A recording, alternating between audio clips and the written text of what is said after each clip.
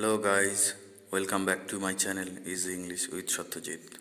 আমার ভিডিও ভালো লাগলে লাইক, শেয়ার, সাবস্ক্রাইব করুন, যা আমাকে আরও এরকম নতুন নতুন ভিডিও বানাতে মোটিভেট করবে। আজকের ভিডিওতে আমরা শিখব narration change in imperative sentence beginning with late.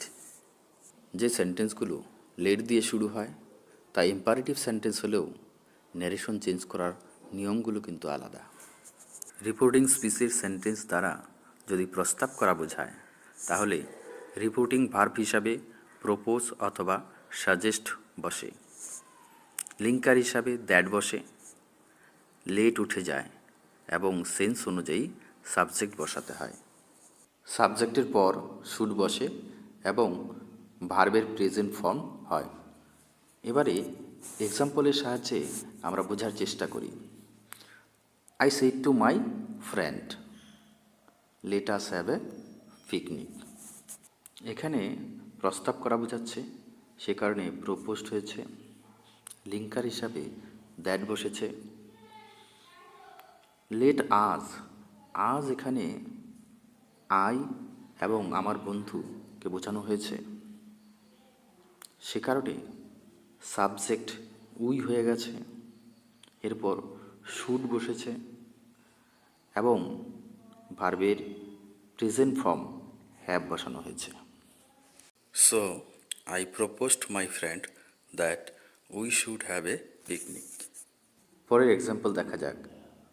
John said to his friend, let us play a game. John suggested his friend that they should play a game. এই সেন্টেন্সেও প্রস্তাব করা বোঝাচ্ছে, সে কারণে সাজেস্টেড বসানো হয়েছে। লিঙ্কার হিসাবে দ্যাট বসানো হয়েছে। লেট আস, আজ এখানে জন এবং তার বন্ধুকে বোঝানো হয়েছে, সে কারণে সাবজেক্ট দে বসানো হয়েছে। সাবজেক্টের পর শুড বসানো হয়েছে। ভার্বের প্রেজেন্ট ফর্ম বসানো হয়েছে। John suggested his friend that they should play a game. মনে রাখবে, লেটের পর আজ থাকলে সাধারণত প্রস্তাব করা বোঝায় এবং লেটের পর সিঙ্গুলার প্রোনাউন যদি থাকে তাহলে উইশ অথবা রিকোয়েস্ট বোঝায়। লেট দিয়ে শুরু হওয়া সেন্টেন্সগুলো যদি ইচ্ছা অথবা অনুরোধ প্রকাশ করে তাহলে ন্যারেশন চেঞ্জ করার নিয়মগুলো আলাদা হয়। যেমন রিপোর্টিং ভার্ব হিসাবে উইশ অথবা রিকোয়েস্ট বসাতে হয়। লিঙ্কার হিসাবে দ্যাট বসে, লেট উঠে যায় এবং সেন্স অনুযায়ী সাবজেক্ট বসে। সাবজেক্টের পর মাইট অথবা মাইট বি অ্যালাউড টু বসে এবং ভার্বের প্রেজেন্ট ফর্ম বসানো হয়। এবারে এক্সাম্পলের সাহায্যে বোঝার চেষ্টা করি। John said to me, let me have a cup of tea. এখানে জন চা খাবার ইচ্ছা প্রকাশ করেছে, কাজেই রিপোর্টিং ভার্ব উইশড হয়েছে। লিঙ্কার হিসেবে দ্যাট বসানো হয়েছে। সাবজেক্ট এখানে হি বসানো হয়েছে, যেহেতু মি এখানটায় জন। সাবজেক্টের পর মাইট বসানো হয়েছে। ভার্বের প্রেজেন্ট ফর্ম বসানো হয়েছে।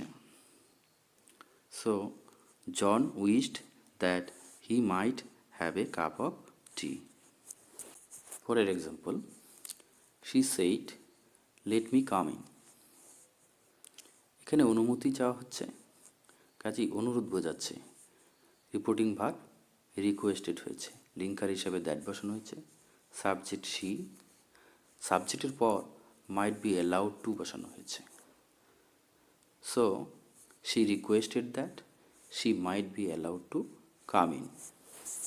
পরের example, Ramesh said to his father, let me invite my friends.